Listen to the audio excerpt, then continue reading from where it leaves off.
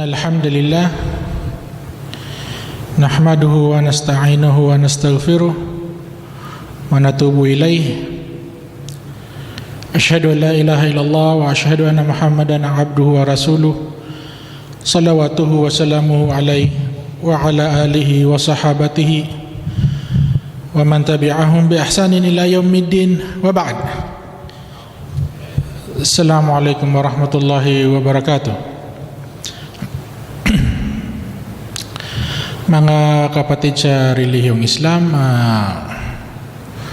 ang lahat ng papuri ay para sa Allah subhanahu wa ta'ala at sa Kanya lamang tayo humihingi ng kapatawaran at sa Kanya rin lang tayo nagpapakupkop. At ako ay sumasaksi na walang ibang Panginoon maliban sa Allah subhanahu wa ta'ala. At ako rin ay sumasaksi na si Muhammad ay kanyang propeta. Magandang hapon sa inyong lahat at sana ay kahit papano dito sa munting talakayan natin ay magkaroon tayo ng kaunting kaalaman patungkol sa Islam.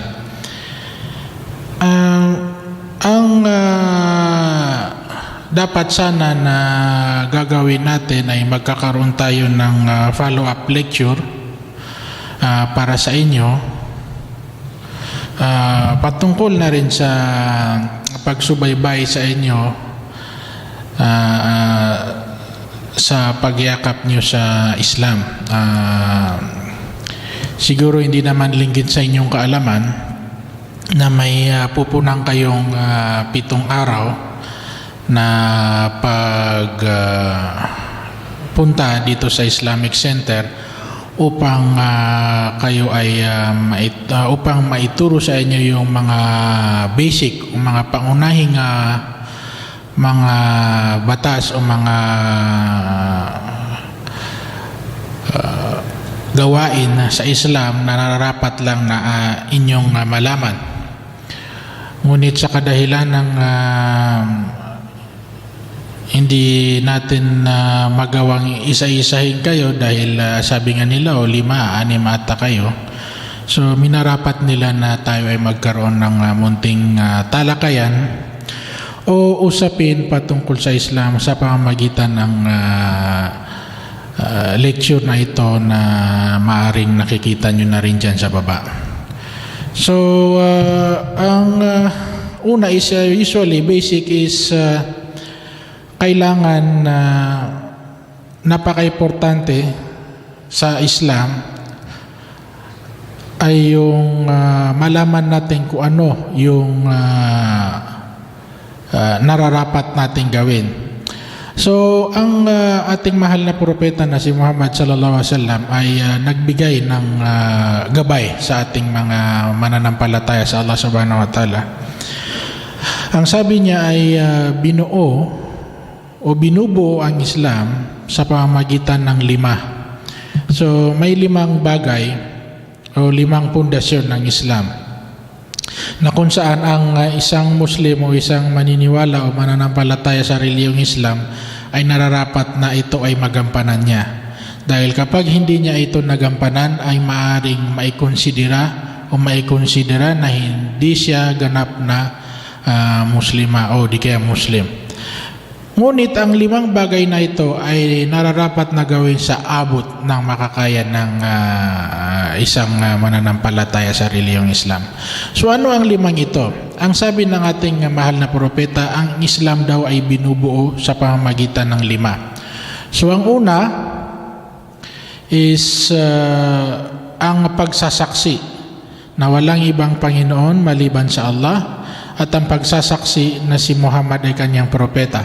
Ito ay nagampanan nyo na nung kayo ay yumakap sa at nagbalik loob sa relihiyong Islam. So naisagawa nyo na yung una. Pangalawa is ang pagdarasal o pagsasatayo ng prayer o sala. So ang prayer marahil alam nyo na na tayong mga Muslim ay obligado na magdasal o mag-pray ng 5 beses sa isang araw. So tayo ay nagpa-pray bago magbukang liwayway o before sunrise. May prayer tayo doon na tinatawag na Fajr. Yun ay 2 raka. At ang pangalawa is yung Dhuhr sa tanghaling tapat, na ito ay binubuo ng 4 na raka o units. At pangatlo ay yung prayer sa Asr o sa mga ganitong oras, afternoon. Ito ay binubuo rin ng 4 na units o raka. At ang pang-4 ay yung prayer before magtakip silim or before sunset, na tinatawag nating Maghrib. Excuse me. Na binubuo ng 3 raka. At ang panghuli ay yung prayer sa gabi mismo, na tinatawag na Isha, na binubuo naman ng 4 na raka o unit. So, yun ang pangalawang pundasyon ng Islam, ang prayer. Ang pangalawang pundasyon ay ang pagbibigay ng zakat. Ang zakat ay ilang bahagi ng ating yaman o di kaya pera, na kung saan kapag ito ay umabot doon sa boundary at ito ay inabot sa inyo sa loob ng isang buong taon na hindi ito nagagalaw, ay ito ay nararapat na tanggalan ng 2.25% bilang zakat o obligadong pagbibigay ng charity o pagbibigay ng kawanggawa na obligado. So ibabawas yun sa ating sobrang yaman o sobrang pera, at ito ay ibibigay natin sa mga pulubi. Ito ay obligado lamang doon sa may mga kakayahan. So yung hindi naman umabot doon sa boundary o di kaya doon sa limit na itinakda ng ating relihiyon, na hindi naman ito inuobliga na magbigay. Ang pang-4 ay ang pagsasagawa ng Hajj o ang paglalakbay papuntang Makkah, at tayo ay pupunta doon sa Masjidil Haram o sa Kaaba, doon sa holy place sa Makkah. Tayo ay magsasagawa ng pilgrimage. At ito yung pang-4. At ang pang-5 ay ang pag-aayuno o saum, pag-aayuno sa loob ng buwan ng Ramadan.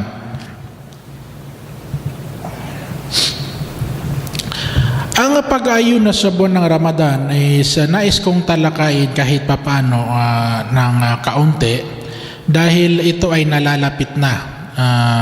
Marahil mga 2 linggo na lang ay magsisimula na ang buwan ng Ramadan, at bilang Muslim, dahil kasama nga ito sa 5 haligi ng Islam, nararapat na bilang Muslim o bilang nananampalataya sa relihiyong Islam o nananampalataya sa kaisahan ng Allah, tayo ay inuobligahan ng ating relihiyon na magsagawa ng pag-aayuno o fasting sa loob ng buwan ng Ramadan. So, ano ang pag-aayuno? Ano nga ba ang pag-aayuno? Ang pag-aayuno ay ang pagpigil sa pagkain, pag-inom, at doon sa may mga asawa ay kasama na rin ang pagpigil sa labing-labing, ika nga. So, paano ba ito? Ito ba ay sa loob ng isang buwan na hindi na tayo kakain, hindi na tayo iinom, o hindi na tayo makikipaglabig-labing? Kawawa naman tayo, hindi ba? So hindi ganon.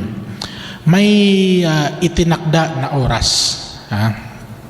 May itinakda na oras na kung saan tayo ay pinagbabawalan na gawin yung mga regular na bagay na ipinapahintulot naman sa atin nung hindi pa dumating ang buwan ng Ramadan.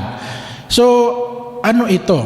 Ang sabi, ang pag-aayuno o pagfa-fasting ay pagpipigil sa pagkain, pag-inom at pakikipaglabing-labing sa asawa sa simula ng pagsikat ng araw hanggang sa paglubog ng araw. So ibig sabihin, before sumikat pa ang araw, magsisimula na tayo mag-fasting. Sisimulan na natin ang ating sarili na pigilan ang pagkain at pigilan ng pag-inom at pigilan ng pagtabi sa ating mga mahal sa buhay, lalo ng ating mga asawa. At ito ay patuloy hanggat sa ang araw ay lumubog nga o sa sunset o sa pagdating ng oras ng prayer ng Maghrib.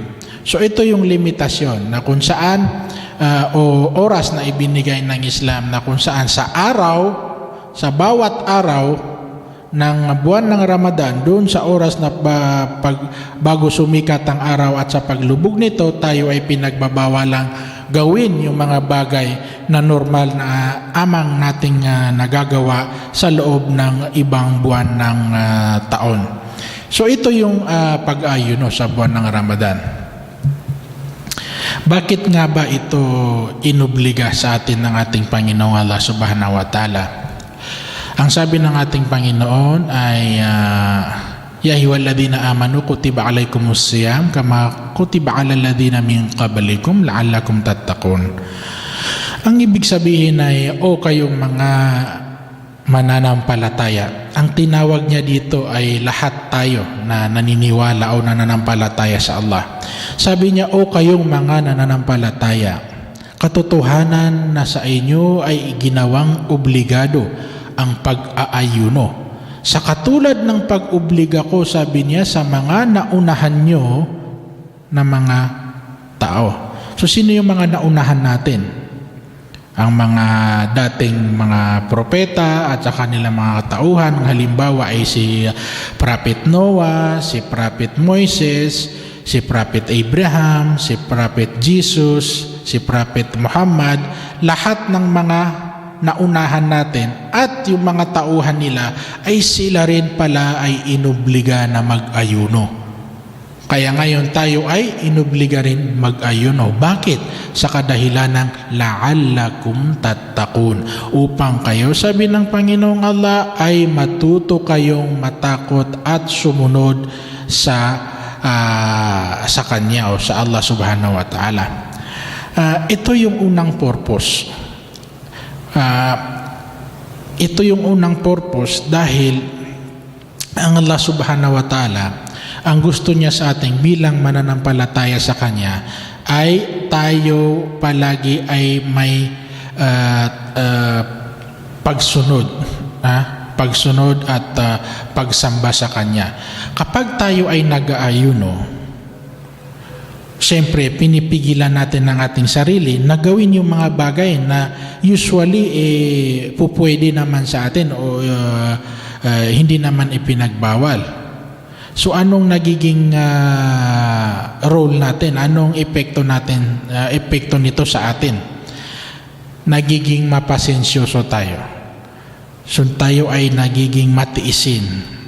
Tayo ay nagiging masunurin sa kautusan ng Allah. Kaya nga ang sabi ng ating mahal na propeta na sinabi sa kanya na sinabi niya yung sabi ng Allah na kung saan lahat ng gawain ng anak ni Adan, ibig sabihin lahat, mula sa umpisa hanggang sa ngayon, sabi lahat ng gawain ng anak ni Adan, mga gawain na mabubuti, tulad ng pagsamba, pagpapuri sa Allah, pag-aalala sa Kanya, lahat, in general, lahat ng mga gawain ay katotohanan, sabi ng Allah, na sinabi ng ating mahal na propeta na ito ay Kanya. Bakit ito ay Kanya? Dahil sa pagpupursigin niya, ito ay personal niyang gawain na pagsamba. Ngunit maliban ang pag-aayuno, sabi ng Allah na sinabi ng ating mahal na propeta, maliban daw ang pag-aayuno. Bakit? Dahil sabi ng Allah na sinabi ng ating mahal na propeta katotohanan na ang pag-aayuno ay para sa akin. Bakit ito nasabi? Tingnan natin mabuti. Lahat ng uri ng pagsamba sa Allah subhanahu wa ta'ala ay maaaring maging pakitang tao lamang o maging regular na pagsamba lamang. Ngunit ang pag-aayuno sa buwan ng Ramadan, walang totoong nakakaalam nito kundi ikaw, ang sarili mo at ang Panginoong Allah subhanahu wa ta'ala. Bakit? Kasi maaaring sabi mo, nag-ayuno ako, kumain ako before magbukang liwayway. Yun ang tinatawag na sahur o pre-dawn meal. Ang sabi so kumain ako para ako'y mag-ayuno. Pero walang nakakaalam o hindi mo naman pinapakita, palihim ka naman na kumakain o umiinom na walang nakakita sa'yo. So maaring napaglihiman mo yung mga tao na nakapaligid sa'yo, ngunit ang Allah subhanahu wa ta'ala ay hindi mo mapaglilihiman. Alam niya kung ano yung ginagawa mo. At maaari ring naman ikaw ay nag-ayuno, tapos syempre dahil likas kang malakas at totoong nag-ayuno ka, ang tingin sa'yo ng tao, parang hindi ata nag-ayuno yan. Tingnan mo, ang lakas-lakas niya, hindi nag-ayuno si ganyan. Pero ang totoo, ikaw ay nag-ayuno. So sinong nakakaalam na totoong nag-ayuno ka? Ang Panginoong Allah subhanahu wa ta'ala. Kaya nga, espesyal ang pag-ayuno sa buwan ng Ramadan. Espesyal na in the sense na yung totoong nag-ayuno at yung hindi nag-ayuno, ang Allah subhanahu wa ta'ala ang nakakaalam kung ano. At kaya nga sabi niya, ang pag-aayuno ay para sa kanya dahil sa kadahilan ng ang pag-aayuno ay eksklusibo sa pagitan natin ng ating Panginoong Allah subhanahu wa ta'ala. So maraming mga bagay na sa pag-aayuno ay talagang malaki ang mga biyaya na ibinibigay ng ating Panginoong Allah subhanahu wa ta'ala.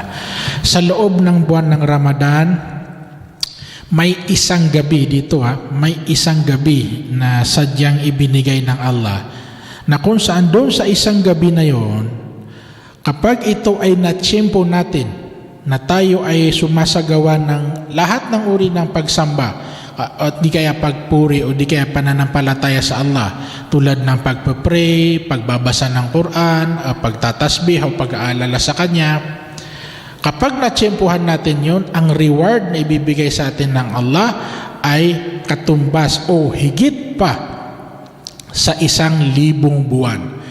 So kung natsyempong ikaw ay nagdarasal ng Isha o nagdarasal ng mga tarawih, ibig sabihin ng tarawih pala ay yung mga prayer na sunnah after nung Isha.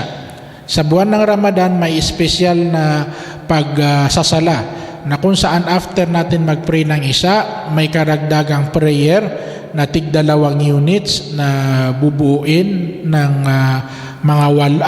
bubuuin ng 8 units, pero ito ay ipapray ng tig-2 o na sunnah o di kaya 21. So hanggat sa makakaya nung magpa-pray, pero wala namang limit at walang minimum. So nagkakataon na kung kaya mong paramihin ay mas mabuti. Bakit? Dahil ang pagpaparami ng prayer sa buwan ng Ramadan ay kapag natsyempo natin yung sinasabi ng ating Panginoon na isang espesyal na gabi sa loob ng Ramadan na ito ay tinatawag na Laylatul Qadr, katotohanan na ibibigay niya o ang magiging katumbas nito ay mahigit pa sa 1,000 buwan. Ang sabi ng Allah, Inna anzalnahu fi Laylatil Qadr wa ma adraka ma Laylatul Qadr, Laylatul Qadri khairum min alfi syahr. Ang sabi katotohanan na sa gabi ng Qadr ay aming ibinaba ang Quran at walang nakakaalam kung ano ang gabing iyon. At sinabi niya, ang gabing iyon ay tinatawag na Laylatul Qadr ay higit pa na mas mabuti kaysa sa 1,000 buwan. So, mga kapatid, mga sisters sa relihiyong Islam, 2 linggo na lang ay magsisimula na ang buwan ng Ramadan. So marahil ito ay magiging unang beses na kayo ay mag-aayuno. Unang beses na kayo ay susubok na hindi kakain at hindi iinom sa buong araw.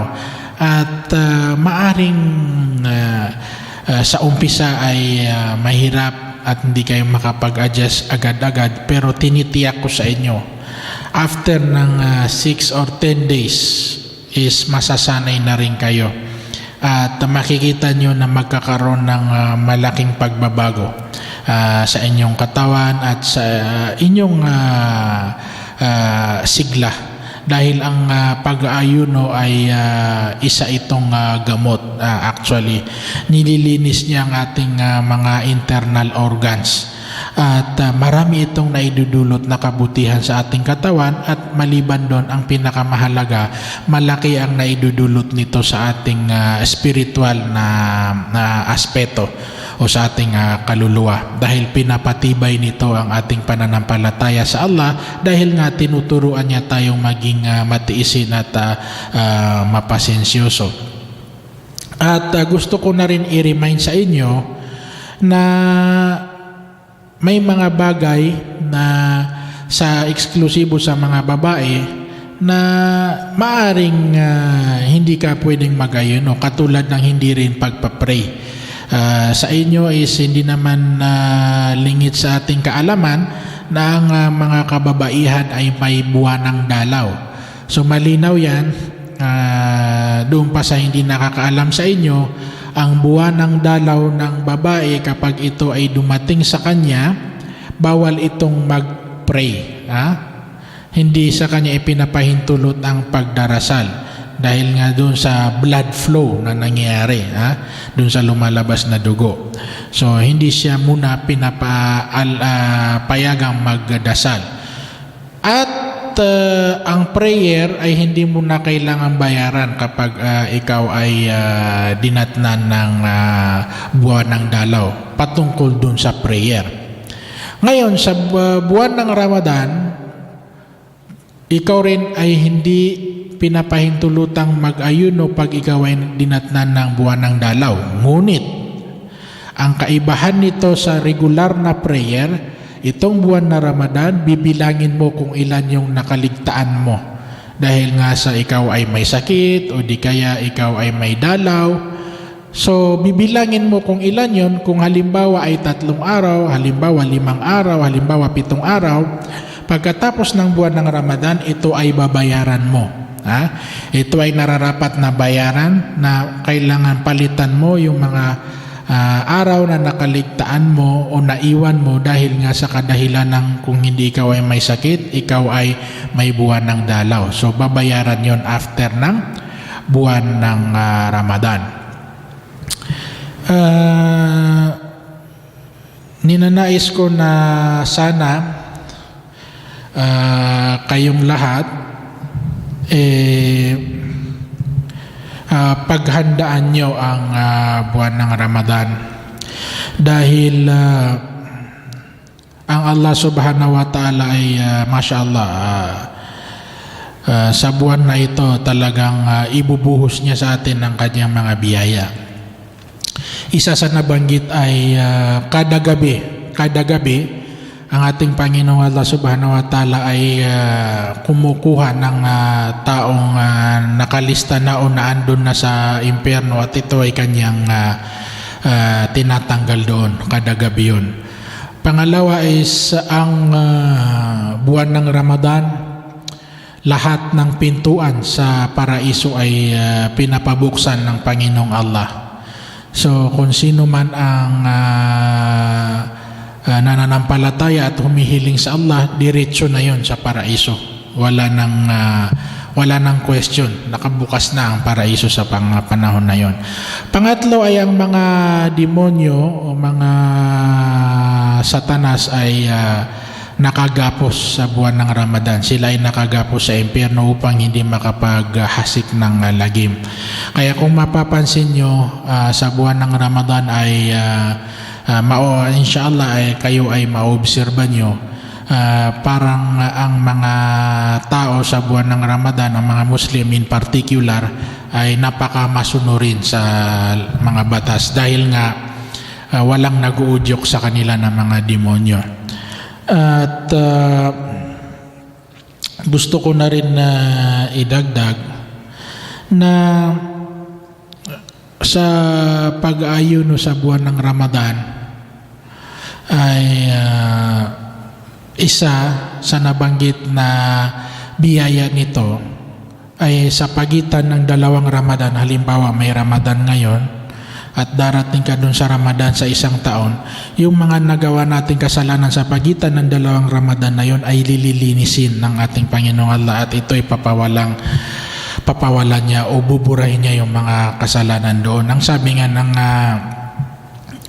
ating mahal na propeta, man sama Ramadana imanan wa ihtisaban ghufira lahu ma taqaddama min dhanb.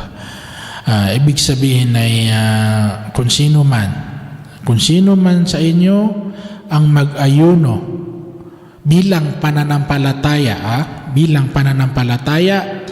at bilang pagtupad o bilang kagustuhan na makakuha ng biyaya ng Allah, so dalawa yun, kung sino man ang mag-ayuno sa inyo bilang tugon sa pananampalataya sa Allah at bilang kagustuhan na makamit ang biyaya ng Panginoong Allah, katotohanan sabi ng ating mahal na propeta, ipapatawad ng Panginoong Allah ang mga naunahan nating kasalanan.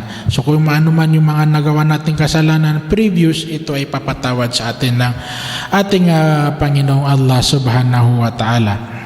So I hope na kung may mga tanong kayo ay huwag kayong mag-atubili. Mamaya ay bababa ako mamaya after mga 10 minutes siguro, andun na umuli ako sa opisina, or 5 minutes. Pwede kayong tumawag at itanong kung anong mga katanungan nyo. At bilang panghuli, kayo ay aking pinaalalahanan muli, napakahalaga ng prayer. Mga sister, gusto ko na andito na tayo sa tamang landas. Gusto ko, nabanggit ko sa inyo ito, na kayo ngayon ay parang blankong kokomban ba o koponban?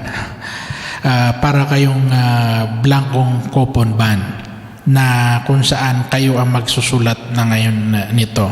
So hinihiling ko na lahat ng isusulat natin sa koponban na ito bilang ating bilang pagreplika sa ating pamumuhay ngayon ay puros kabutihan. Nandito na tayo sa tamang landas. Ang akin is gawin natin kung ano nararapat.